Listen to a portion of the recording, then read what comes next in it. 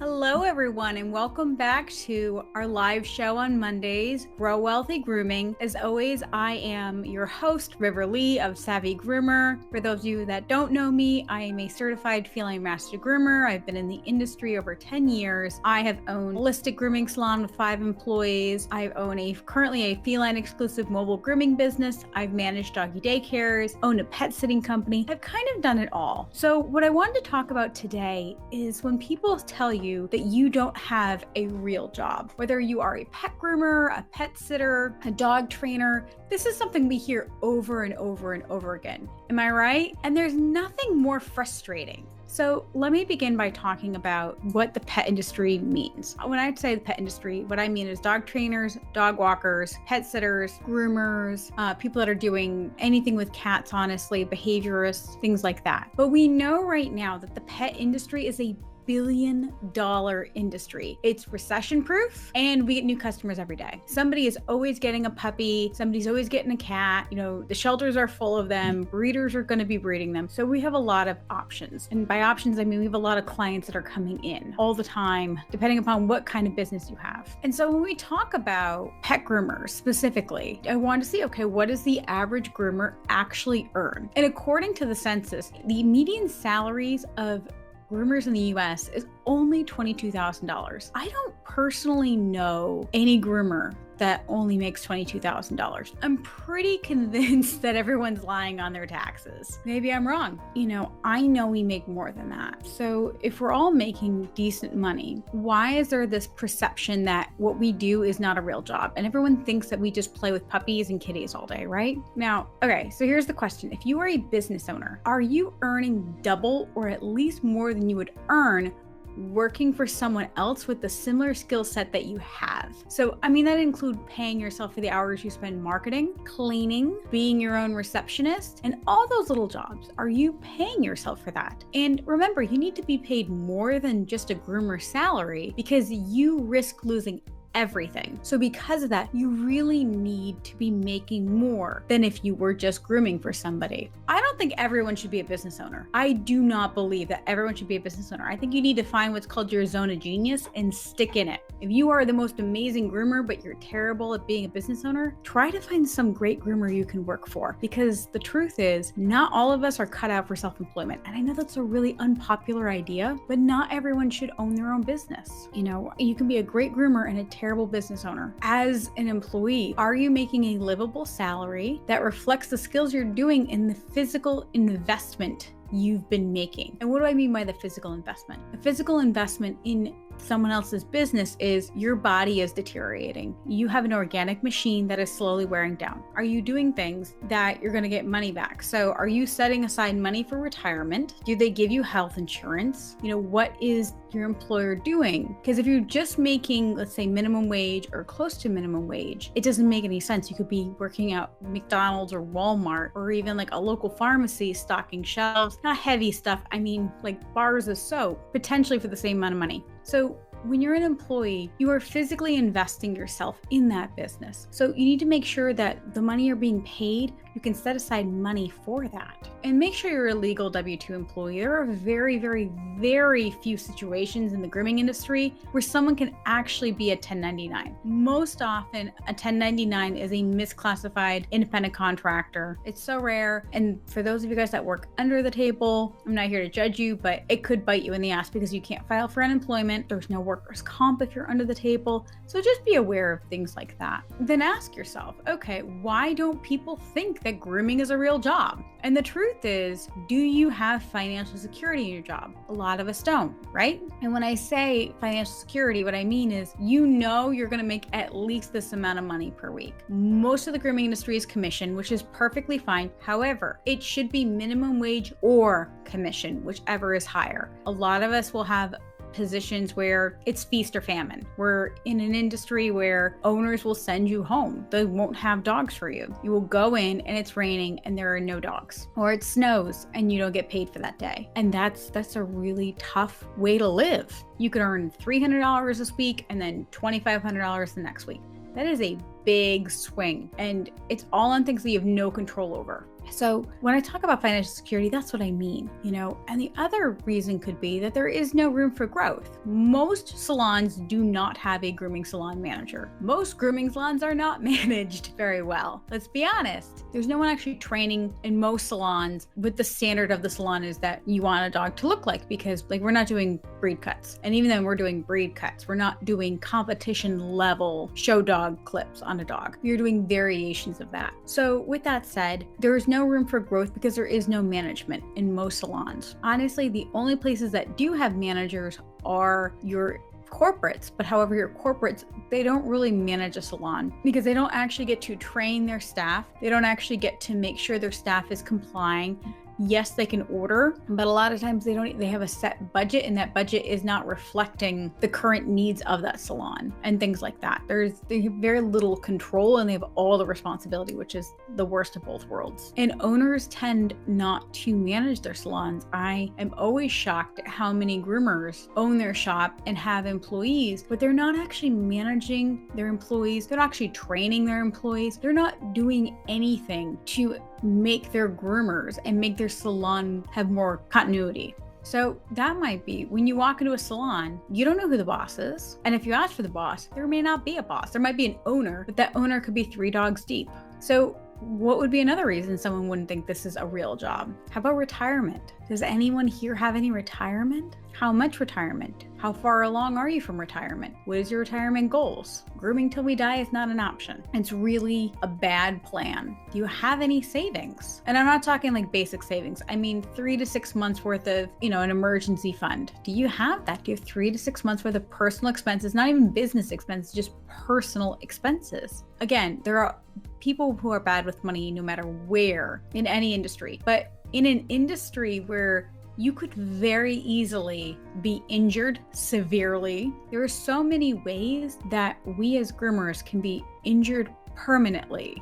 You need some money in case of something bad happens. At least afloat you till you get a settlement. It could take years. So what's another reason? How about healthcare? How many grooming salons have you ever heard offer healthcare? There are some great salons that can afford to offer healthcare. There's not many. No one's expected in the grooming industry to put any money towards health insurance. Like most employers, it's not even something they're going to talk about. That's pretty crazy. One other thing I will mention when you walk into a grooming salon. Now, not every, and I know I'm not saying every grooming salon, the majority, I want you to go to your competitor's grooming salon and walk in the door.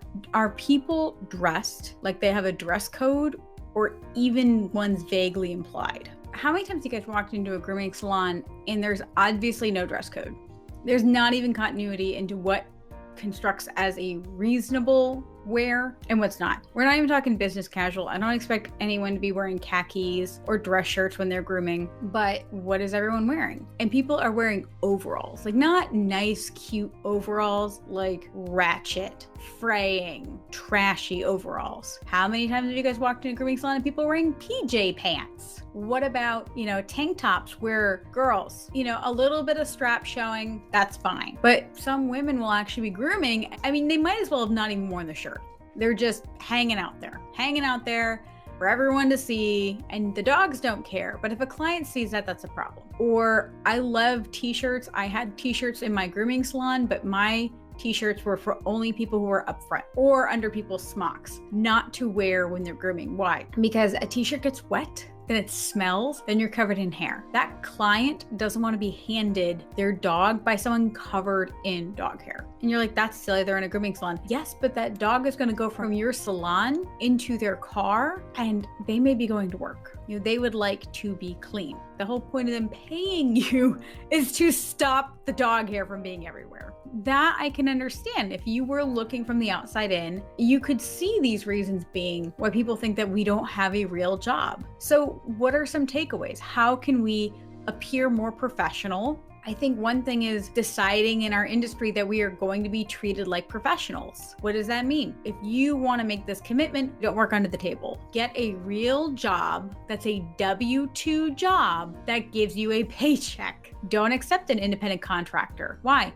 Because 9 times out of 10, you're not an independent contractor. Your employer is just trying to avoid taxes. There are some great Facebook groups that'll explain this way better. You don't have to accept a position that's not the right position. You're better off working for yourself than accepting a position that puts you in the same position as owning your own business without the tax write-offs. Because you can't write off rent that you don't pay. And your 50% commission, it's not rent. That's not how that works. We're going to agree that we're going to get a real job and work W-2. We are going to pay our taxes, not be under the table. What else are we going to do? We're going to dress for the job that we want, which is a professional groomer. A professional groomer is not wearing pajama pants, is not wearing a gross, smelly, wet, hair-covered t-shirt. Their bras and panties aren't hanging out. They're not wearing PJ pants. They're not looking like they're ready for a hoedown. Wear a smock. And ideally a color fitting the brand and the business. But at least then you're not covered in hair, right? So when you come out, you look like you're professional. You look like you know what you're doing. You don't look like a crazy person. Make sure that you are doing something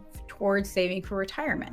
Whether that's personal or through your business, go ahead and consider reaching out to someone to talk about retirement. What is your retirement goal? Get some health insurance if you don't have health insurance. And if you got to pay out of pocket, that really sucks. But one dog bite, one cat bite, you've made all your money back. Ideally get temporary disability insurance for that. What are some other reasons? Make sure the job that you are taking has some financial security. If you own a business, there is no financial security. But if you are taking a job from someone who is employing you, you need to make sure that you make at least minimum wage or commission, whichever's higher. If they tell you it's commission strictly, I would be very careful, because what if they lose power for a week? Do you not get paid?